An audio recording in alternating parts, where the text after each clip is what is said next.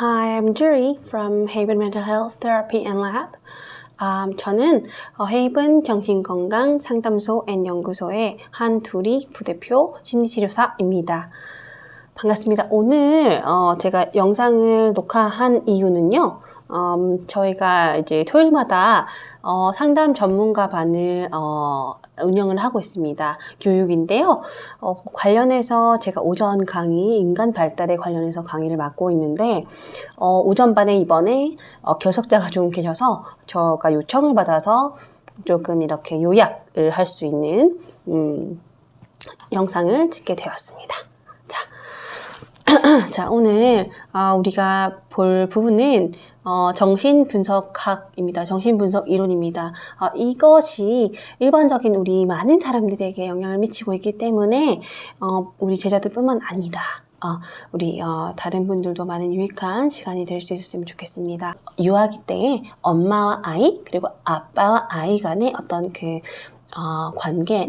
관계성은 혹은 그 pattern, 어떤 경험뿐만 아니라 이런 것들은 성인계에도 영향을 미치고 그것이 성인에 이르러서도 나의 어떤 욕구의 어떤 충족이라든지 혹은 난 이거 원해요, 이거 필요해요 하는 어떤 표현 있어도 굉장히 영향을 미치고 있고요. 그리고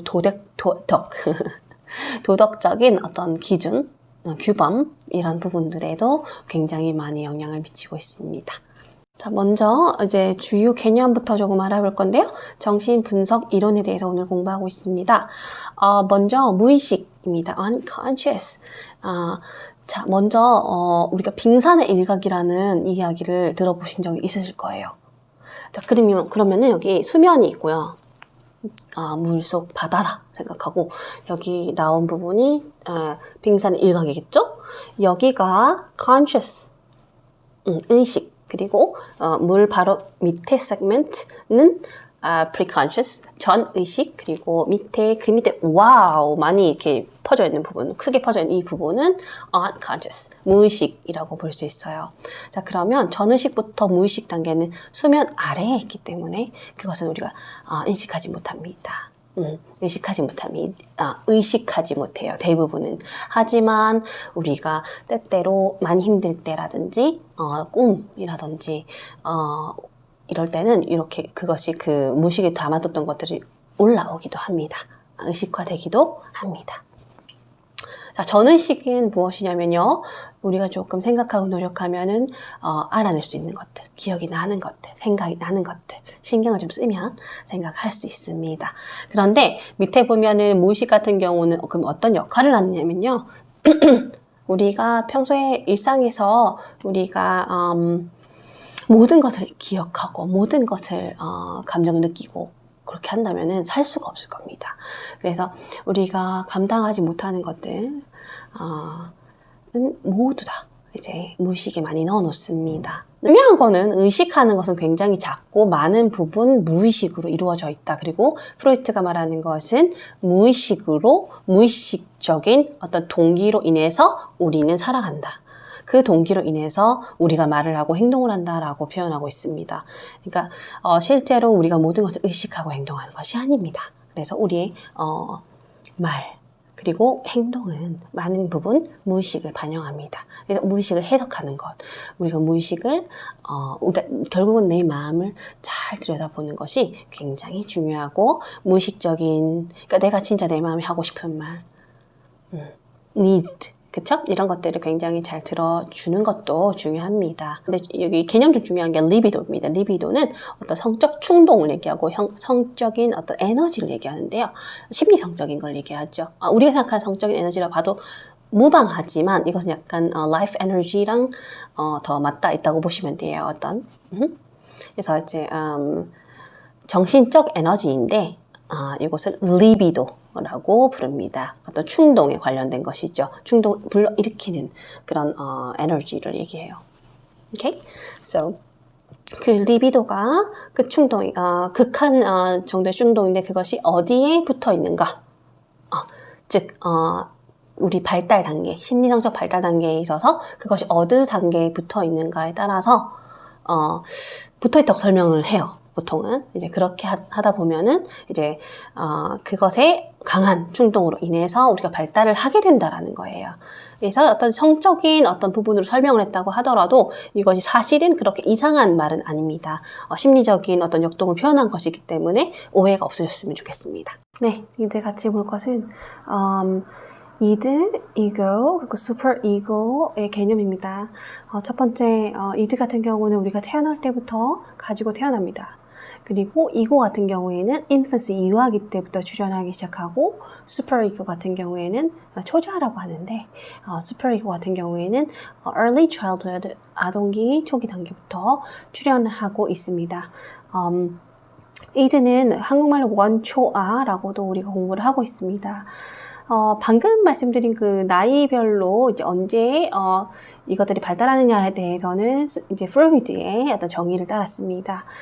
우선은 이드 같은 경우에는 쾌락 원리, pleasure principle로 따르기 때문에 우리가 즉각적인 어떤 욕구의 충족을 원하는 것들을 생각해 보시면 됩니다. 아주 본능적인 것이죠. 아기들 같은 경우에는 밥을 주세요, 맘마를 주세요 하고 나 응원을 했어요. 기저귀 갈아주세요. 이렇게 하잖아요. 그래서 그러면 바로바로 울고, 그렇죠? 바로바로 즉각적인 어떤 그 쾌락의 충족을 원하죠. 네. 이런 것들이 이제 계속해서 우리가 성인이 되어서도 가지고 있습니다. 이들만 있지 않아요. 그래서 괜찮고, 하지만 이러한 어떤 본능적인 부분들이 이제 어떠냐면 이게 무의식적인 거거든요. 무의식에 있다고 보면 되고, 근데 이제 이들 쾌락 원리로만 살아가게 된다면 어떻게 되냐면 우리가 고착이 되어버린다든지 이러면 어떻게 되냐면 나쁜 게 없는 거예요. 그래서 모든 것이 yes고 그리고 no가 없고 또한 미래와 과거가 없어요. 개념이 없고 그냥 지금, right now, 지금의 즉각적인 충족 그것뿐.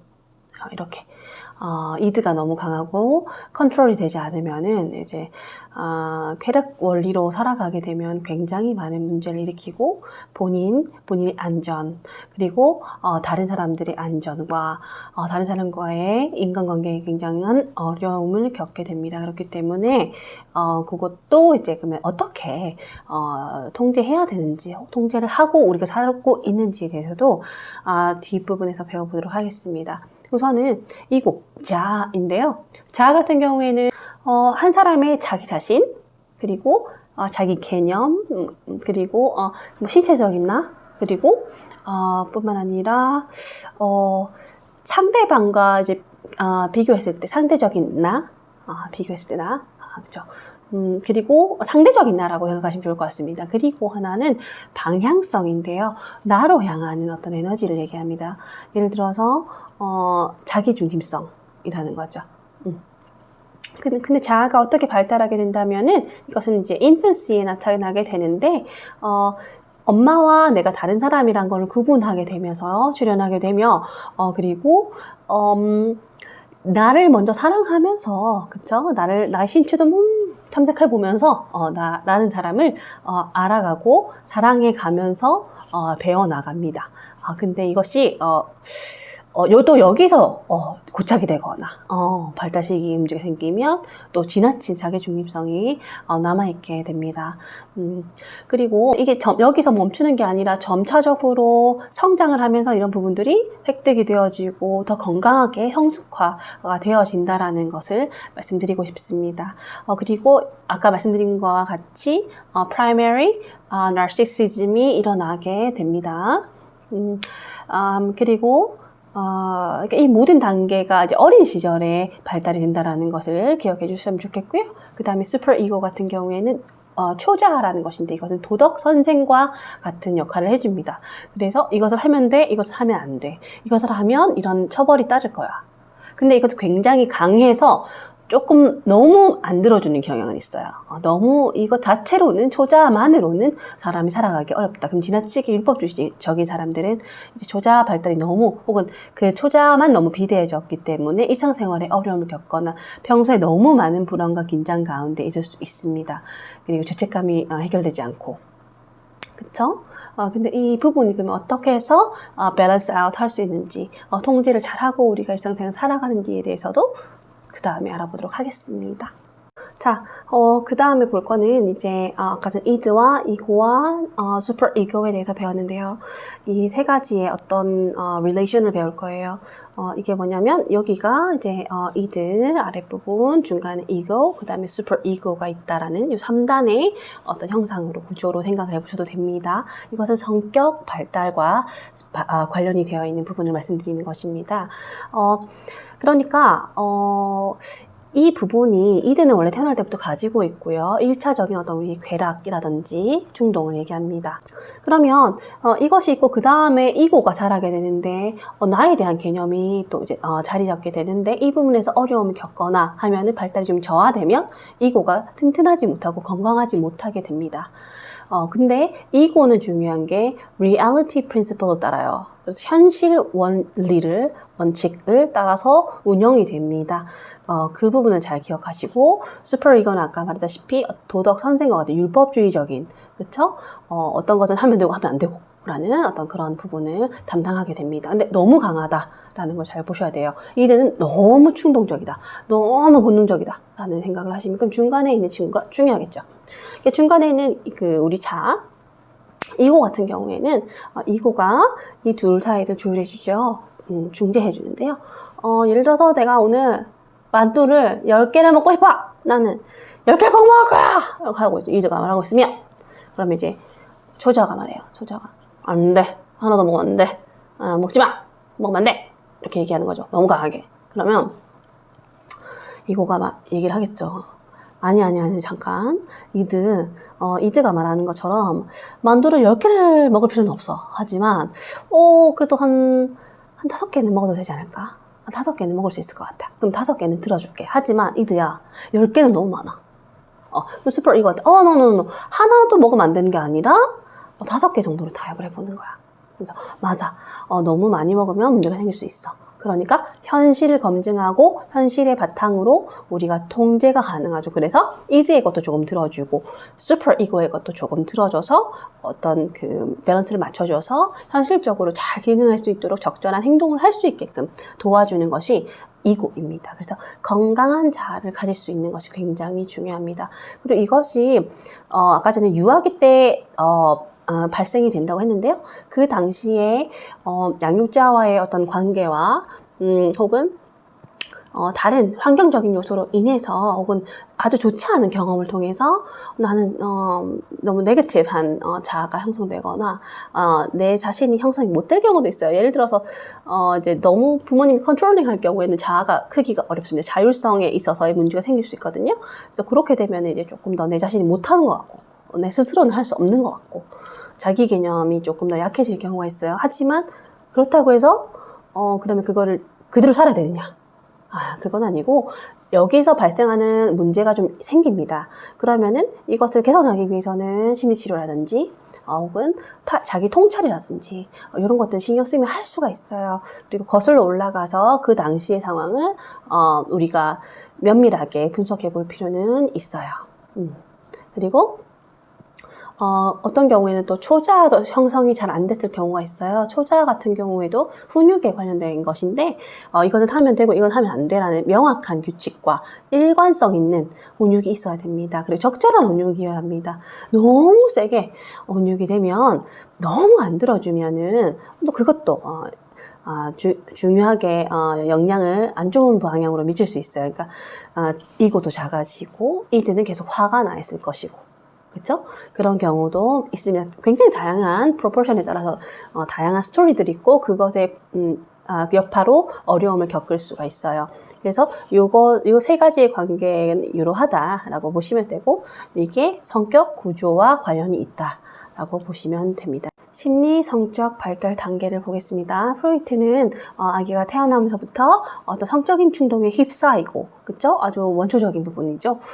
그러다 보니까 그것을 아까 리비도라고 설명을 했는데 어떤 생명 에너지, 어떤 psychic 에너지를 통해서 그것이 어디에 붙어 있는가?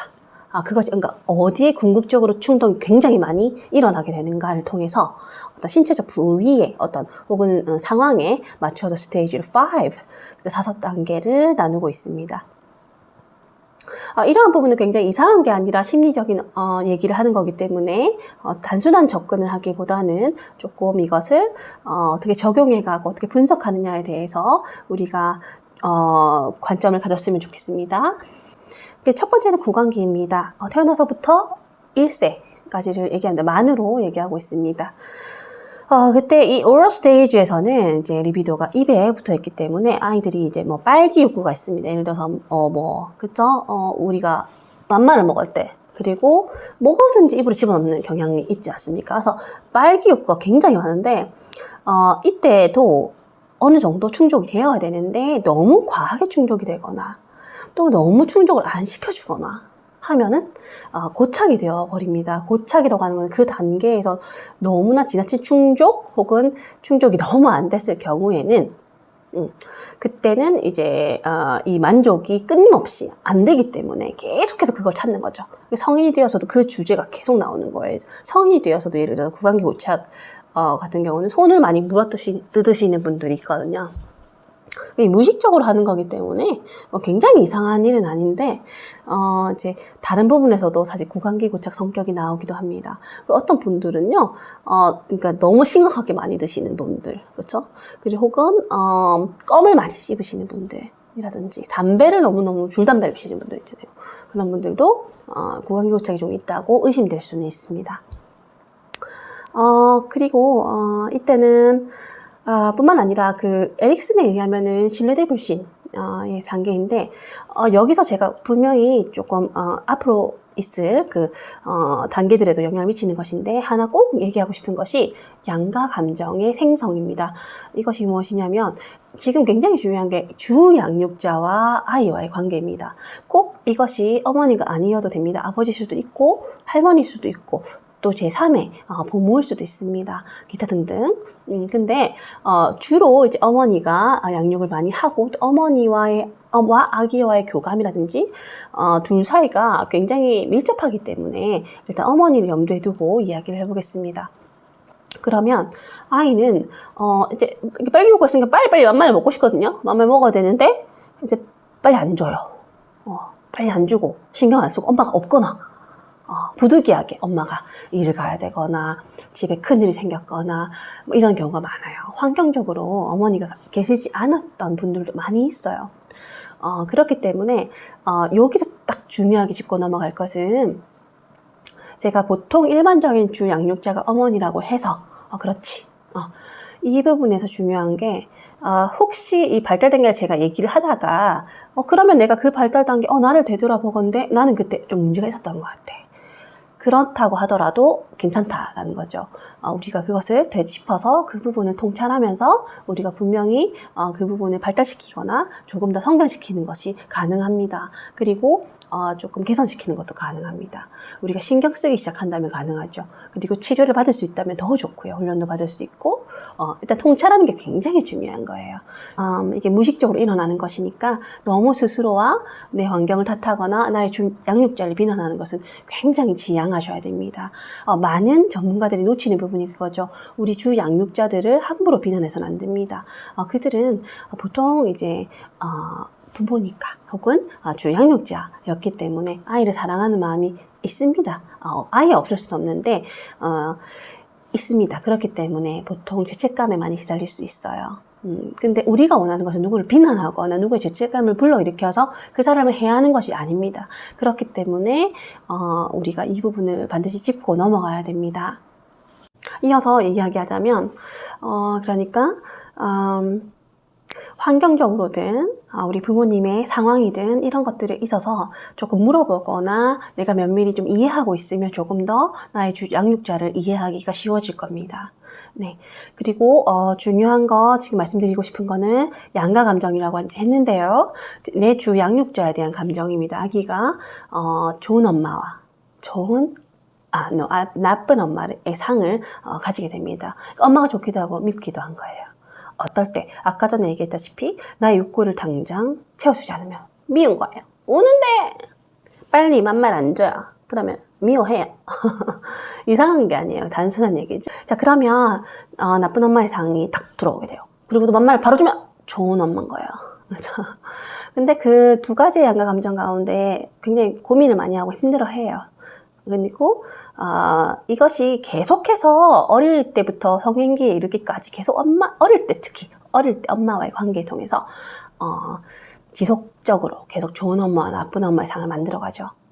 그리고 이것이 나중에 사춘기에 이르게 되면은 생식기에 해당되는데 5단계에 이르게 되면 내가 누군지 찾아가면서 막 반항도 해보고요, 그렇죠? 뭐 여러 가지 이유에서 그렇게 하는데 그러면서 또 엄마를 또 사실 인지하지 못하고 미워하지 못해서도 문제가 일어나기도 하는데 나쁜 엄마의 상을 첫 번째는 나 그때 너무 힘들었어요. 돌아보고 나는 엄마가 이렇게 해서 내 마음이 너무 섭섭했어요. 나는 엄마가 나한테 더 애정을 이렇게 줬으면 좋았을 텐데 난 그게 너무 서러웠어요. 라는 이야기를 조금 예의 바르게 부드럽게 할 수 있다면 자랑을 가지고 솔직하게 얘기를 한다면은 그 부분에서 해결이 많이 될 것이고 그리고 숨기지 않고 얘기를 해야 되고 그것이 많이 좋아지면은 이제 나쁜 엄마의 상을 용서하게 되면은 이제 좋은 엄마의 상이 남아서 같이 있어요. 그러니까 엄마를 다 미워하지만은 않아요. 그렇기 때문에 좋은 엄마의 상이 남아서 또 통합이 됩니다. 사람이 어떻게 완벽해요? 그래서 모든 부모는 완벽하지 못합니다. 그렇기 때문에 이제 나의 부모가 이 점은 조금 환경적으로 그렇고 그때 엄마가 힘들었던 것 같아. 그때 엄마가 나한테 좀 잘해주지 못한 부분들에 있어서 또 용서하고 이해하게 되고 그래 우리 엄마의 부족한 점은 이거고 이거는 우리 엄마가 정말 너무 잘하죠. 너무 감사해. 이 모든 게 다 우리 엄마지. 통합을 하면서 이 모든 게 우리 아버지지 라고 통합을 하면서 감사하게 되고 또한 진정으로 이제 사랑이 더 많이 지극한 사랑이 이제 남게 되고 그리고 우리가 계속해서 좋은 가족 관계를 이루어갈 수 있습니다. 이게 왜 이렇게 중요하냐? 이것이 비단 엄마만이 아니에요. 아버지에 관련해서도 그렇게 생각할 수 있어요. 좋은 아버지와 나쁜 아버지 상이 나란히 있죠. 그러면 이것이 이성과의 관계에 있어서 영향을 미칩니다.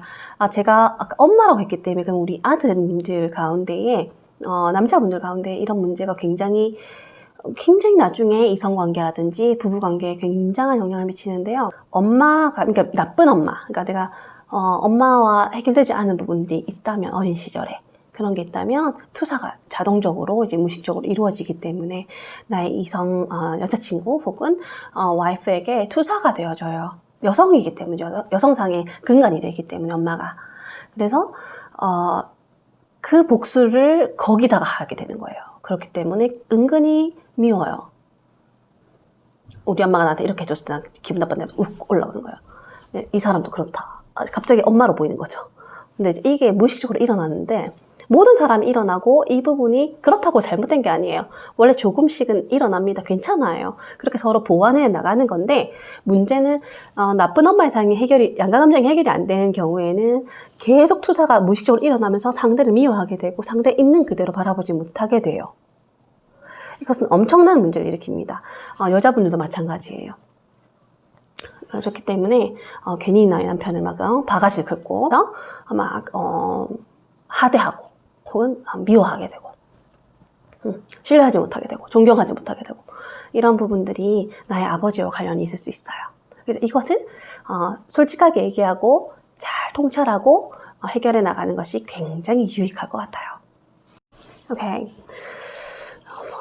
그리고 아까 구강기 고착에 대해서 확인을 하였고 그 다음에 항문기입니다. 그것은 이제 2살, 2살까지 나타나게 됩니다. 2살에 나타나게 됩니다. 그러니까 2살 기간 동안에 나타나게 됩니다. 리비도가 이제 항문에 붙어 있게 됩니다. 그러니까 배변 훈련 단계거든요. 근데 기저귀 뗄 때, 근데 이제 문화마다 이것이 기저귀 떼는 방식이 좀 다릅니다.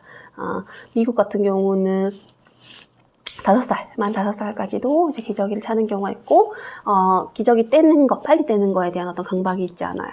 그래서 여기서, 이제 아이들이 그러니까, 관략근 쪽에다가 거기에 이제 우리의 리비도가 붙어 있기 때문에, 자기가 그것을 조절하면서, 쾌감을 느끼게 되고 충족을 느끼게 됩니다.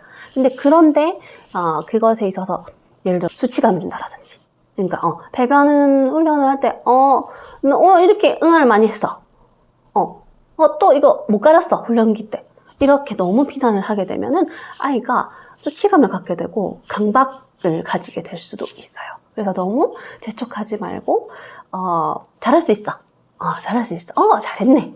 라고 하는 것이 조금 좋을 것 같아요. 그리고, 혹은 반대의 경향, 반대도, 너무 기저귀를 안 갈아준다라든지, 그쵸? 배변에 신경을 너무 안 쓴다라든지, 너무 더럽게 있다라든지, 이렇게 되면은 이제 똑같은 강박에 걸리게 됩니다. 그러니까 지금 얘기하고 있는 게 고착이 이루어진다는 건데, 무엇이냐면, 너무 많이 충족시켜주거나, 너무 안 들어주거나, 충족을 아예 안 시켜주거나, 이 부분.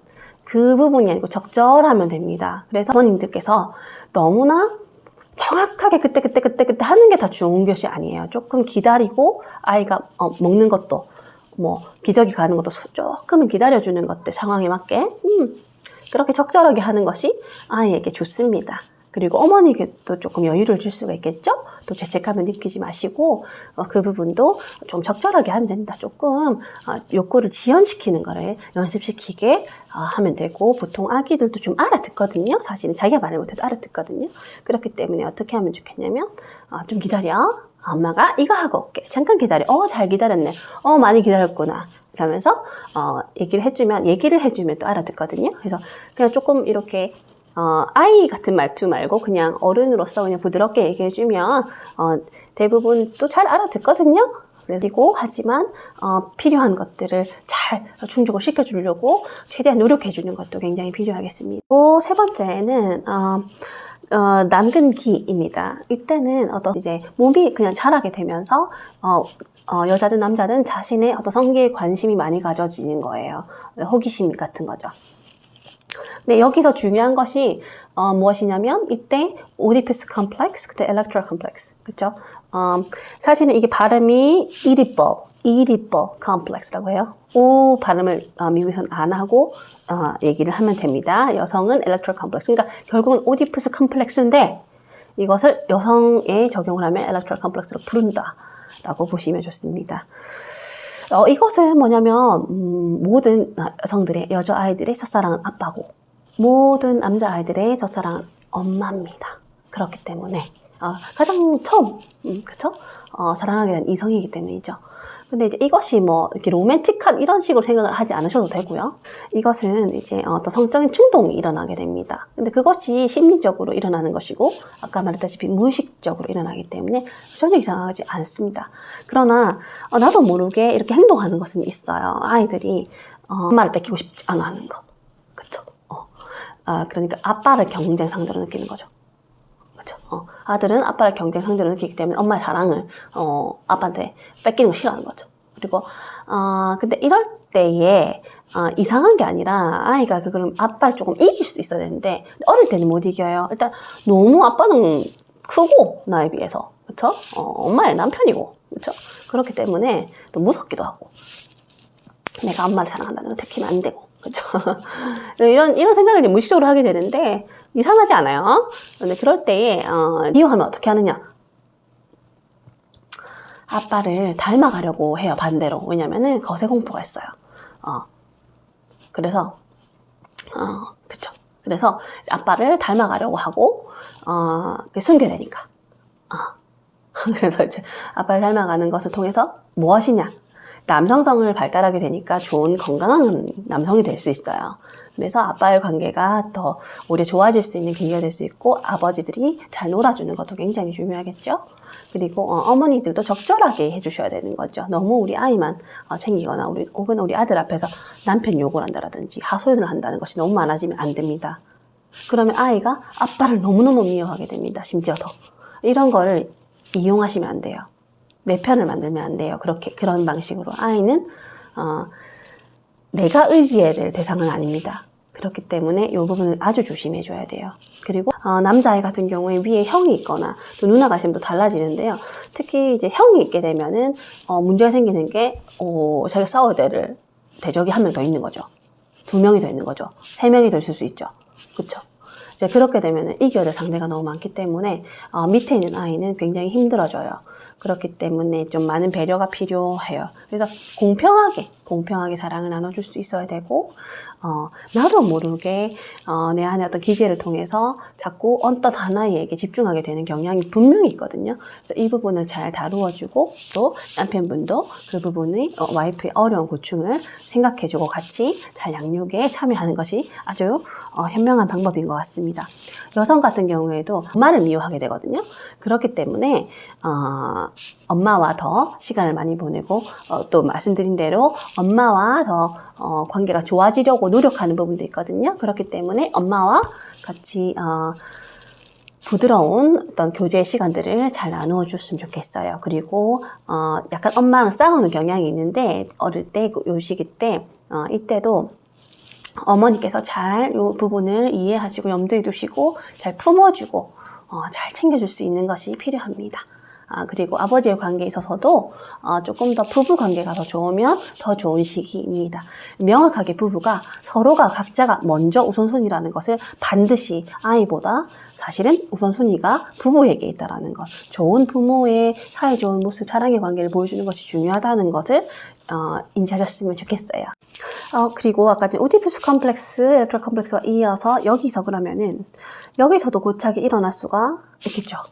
여기서 이제 예를 들어서 아빠의 구제 혹은 엄마의 구제, 어떤 아빠, 엄마가 아니더라도 다른 대상이 있으면 좋아요. 그러면은 이제 우리 조부모님이더라도 배워나갈 수가 있어요.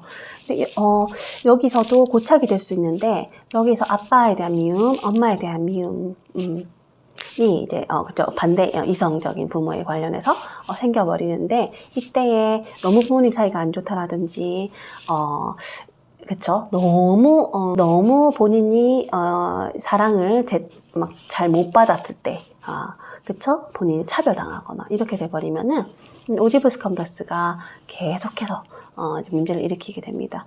항상 아빠를 이겨야 되는 거죠. 아빠를 크면서 이게 좀 많이 해결되거든요.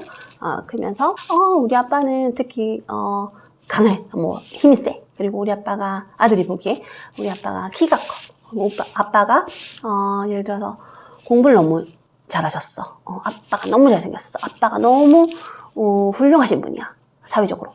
이럴 때 되게 힘들어지는데, 하지만 우리 모두가 잘하는 바가 있습니다, 분명히. 그래서 그 부분을 발달시키고 그 부분에 집중해서 내가 이 분야에서 아빠를 이겼어, 이런 느낌을 가지게 되면 좋고, 그리고 계속해서 엄마들이 격려를 해주면 좋죠. 그렇죠? 조금씩 격려를 해주고, 아빠 앞에서 말고 약간 이제 아이에게 개별적으로 얘기를 해주는 게 좋죠. 너는 이걸 잘하잖아, 이렇게 할 수 있어, 잘할 수 있어 라는 얘기를 해주면 좋고, 여자친구들에게도 격려가 많이 필요합니다.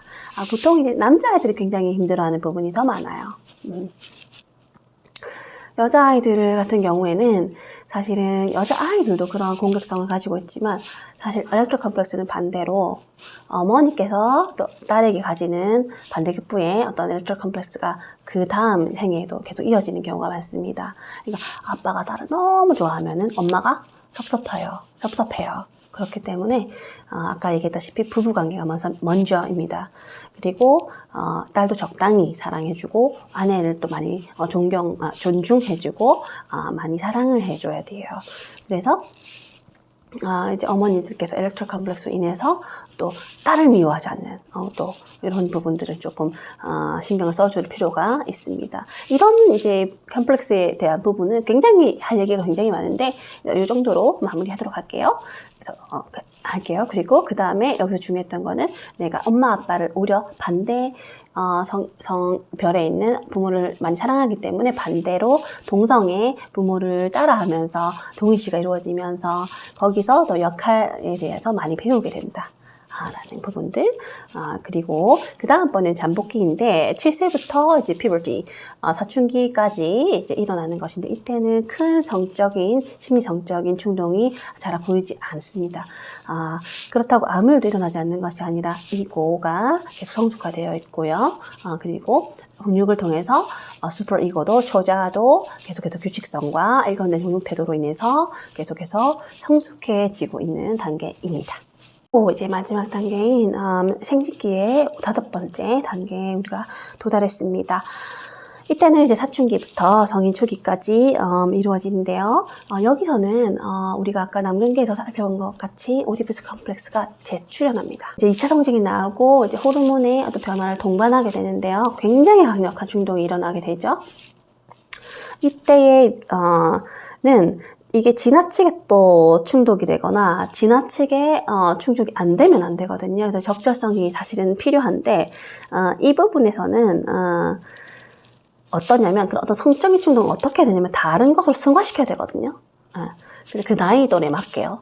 그렇기 때문에 예를 들어서 운동을 막 격렬하게 한다라든지 나가서 뛴다라든지 아이들끼리 축구를 한다라든지 이런 부분들 굉장히 필요하고 다른 어떤 사회적으로 용인 가능한 어떤 그러한 부분으로 승화시키는 것이 굉장히 필요하고 그 나이 또래의 아이들의 이런 충동을 혹은 이성에 대한 관심이나 이런 부분들을 이상하게 바라보지 않는 게 중요한 것 같아요. 하지만 모든 것을 허용해서는 안 됩니다. 굉장히 중요한 어떤 규범적인 부분은 계속 슈퍼리그가 잘하고 있기 때문에 이때 중요합니다. 이때 모든 것을 허용하셔는 안 되지만 너무 제한해서도 안 됩니다. 독립적인 시간이나 공간을 굉장히 확보해 주시고 또 존중해 주시고 그리고 특히 방에 들어갈 때 똑똑하고 노크하고 허락받고 들어가는 것도 굉장히 중요합니다. 그리고 너무 많이 신경 쓰지 마세요. 너무 심각하게 신경을 쓰게 되면 아이들이 좀 버거워하죠. 그쵸? 그 충동이 자꾸 일으기 때문에. 그쵸? 이상한 일이 아니에요. 우리 모두가 경험했고, 이 부분에 있어서 우리가 안전하게 지킬 수만 있다면, 지켜줄 수만 있다면 굉장히, 아주 자기 자신을 찾아가는데 굉장히 중요한 시간입니다. 그리고요, 그 다음에 이때 아까 전에 오디푸스 컴플렉스 다시 일어나고 엘ект로 컴플렉스 다시 일어나고 예를 들어 이런 성적인 충동이 일어나기 때문에 부모랑도 더 멀어지고 싶은 마음의 어떤 무의식적인 경향성을 띠게 된다라는 것. 그러니까 이해를 할 수 있겠죠. 그리고 자꾸 이렇게 아이들이 자꾸 화를 내보고 계속해서 부딪혀보면서 부모들하고 사회와 막 부딪혀보면서 호르몬이 많이 이렇게 확 올라오기 때문이기도 하지만 이렇게 계속 이렇게 좀 해보면서 자기가 누군지 내가 어느 만큼 해야 되는지 어떻게 해야 되는지를 배워나가거든요. 그렇기 때문에 이 부분을 부모님께서 조금 감당을 해주시는 것이 사실 중요해요. 너무 억제하지 않도록 하는 것이 좀 필요한 것 같아요. 그리고 이게 중간이 좀 어려운데 조금 그래도 중간을 맞춰주려고 노력하는 부분이 굉장히 필요해요. 근데 지금 제가 단계별로 보았는데 이게 아까 말씀드렸다시피 지금 5단계에서도 5번째 단계에서도 자아정체감을 못 찾을 수도 있고 그리고 어떤 성적인 부분에 있어서 너무 억압받았거나 너무 지나치게 개방되었거나 이렇게 되면 굉장한 문제를 일으키게 됩니다. 조절을 계속 하지 못하게 되고 아까 말씀드렸듯이 이고라든지 슈퍼 이고가 제대로 형성되어서 건강하지 못하기 때문에 충동 조절이 잘 안 됩니다. 근데 충동 조절이 안 되면 또 어때요? 슈퍼 이고가 아예 없는 것은 아니거든요. 그럼 계속 죄책감이 일어나고 이렇게 돼요. 이렇기 때문에 이건 이고에도 굉장히 중요한 시기였어요. 그리고 이제 정리를 보면은 앞에 단계들이 있었는데 인간이 태어나면서부터 이 모든 단계에서 환경적으로 예를 들어서 어머니께서 산후우울이 있을 수도 있고 또 기타 등등 여러 가지 환경적인 어려움이 있을 수 있어요. 경제적인 부분이든 어떤 상황이든 이런 상황 가운데 있었을 때 당연히 아이를 양육하는데 굉장히 어려움을 겪어요. 그렇기 때문에 우리가 그것을 잘 이해할 수가 있어야 되고 그리고 우리가 나의 건강을 위해서는 나의 정신 건강을 위해서는 다시 되짚어보고 어떤 부분에서 어떤 어려움이 있었는지를 조금 확인해 보면서 우리가 나 자신의 어떤 성격적인 부분이라든지 어떤 충동 혹은 내 자아, 건강한 자아 이런 것들, 초자아 같은 것들을 다시 점검해보고 개선시키는 것도 굉장히 평생 동안 영향을 미치기 때문에 아주 의미 있는 것이라고 생각합니다. 그리고 상당히 많은 것들이 변화하게 될 겁니다. 그래서 부모님과의 많은 이야기들을 나눌 수 있었으면 좋겠고 항상 존중하는 마음과 사랑하는 마음으로 행복한 가정을 만들어 가기를 소망합니다. 감사합니다.